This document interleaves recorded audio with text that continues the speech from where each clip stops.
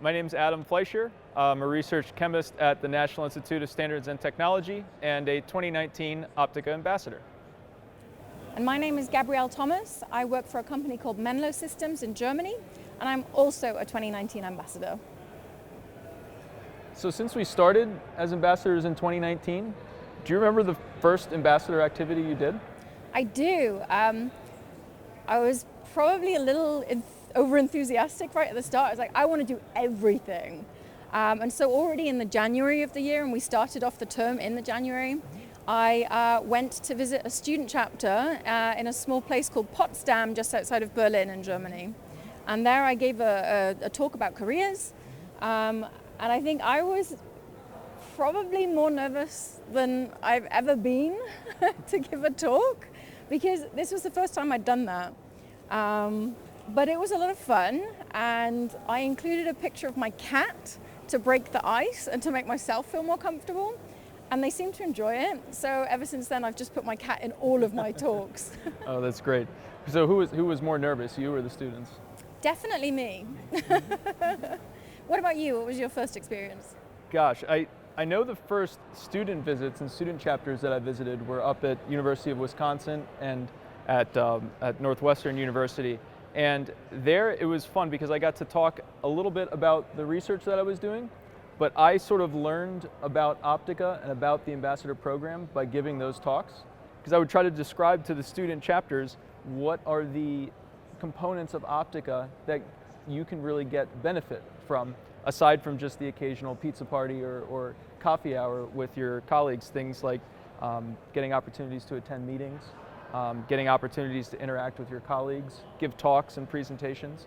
So those were definitely the first meetings I had, and the weather was fantastic at that time of year. So it was the right time to visit that part of the country. So what was the temperature when you were there? Oh gosh, I don't have to do it in Celsius, do I? No, I'll Okay, convert you for convert you. for me, thank you. Yeah, I think it was in the 60s, and it was early summer, which is just the perfect time to be in the Great Lakes region of the U.S. Nice. So I think that's somewhere between maybe like 12 and 18 degrees Celsius. I agree. Hopefully nobody's fact checking. No, I hope not too. Okay, Yeah. great. Well, so how did those experiences as an ambassador sort of help you grow in your career? Because I see you on all types of boards and councils and meetings, and so how has being an ambassador, and particularly those early experiences, shaped your career in Optica? So I think one thing that I took away from it was that my experiences in my career, and I always make this joke, is that my career has been very non-linear. I have not stuck to one particular path. I've had loads of different experiences. That's like a photonics joke, isn't it? I get it. You got it. My PhD, I did do some nonlinear optics, so therefore I feel like it's a nice nerd joke to lean into. But basically what I found is that the students are really interested to hear about these different career paths, and that it's completely okay to try different things in your career.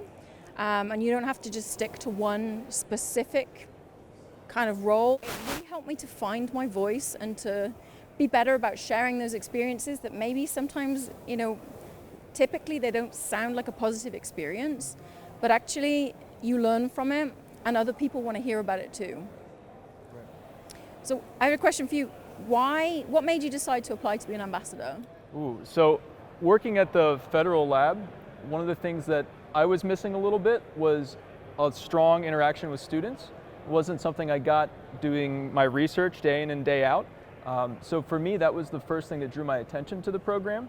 And then at the time, the ambassador program was really still in its infancy and being formed over this idea to connect students with full-time membership in Optica as they transition from having this tight-knit network into becoming full-fledged members. So I really liked the idea of trying to help students maintain a connection, maintain a peer group, and also transition from asking, what does a society like Optica provide to me as a student?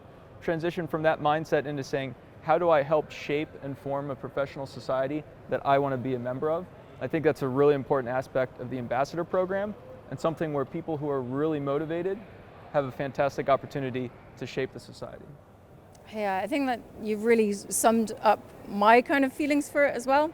Because basically when I left academia and started working in industry and stayed there for a long period of time, I really missed that interaction with not just the interaction, but like the mentoring, the opportunity to mentor students and early career professionals. That was really missing in my career and in my life, and so the ambassador program gave me an opportunity to continue doing that. I love the networking aspect of being an ambassador that involves students. So when I try to mentor and talk to students and early career people, I always say don't underestimate the power of your peer group. Yeah, sometimes we think mentoring means, oh, I should go to the most tenured professor I can find, and you should do that.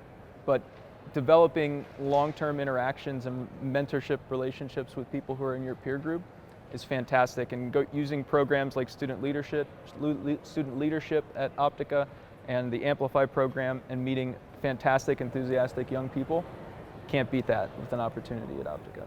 Yeah, it's so motivating. If you could choose one particular thing out of your term as an ambassador that really, I don't know, shaped you or had an impact on your career, what would you say that was? It was the connections I was able to form with established researchers who could help bring me into Optica as a participating member. Yeah. So I was able to gain access to a lot of meetings committees, and then from there you could get on the committee and then become eventually chair of the committee and keep moving up the line. And from that regard, I was really happy to have strong mentors who would say, your science is a great technical overlap with a technical strength of Optica.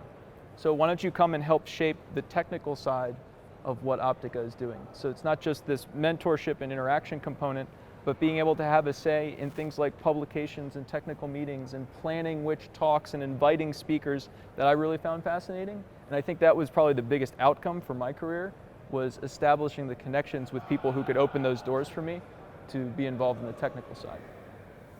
Yeah, that's awesome. So I think I would finish just by saying that I really encourage anyone to apply for the ambassador program and to, I don't know, take control of their career and join a nice community of incredible like-minded people who are dedicated to the same goals that we are.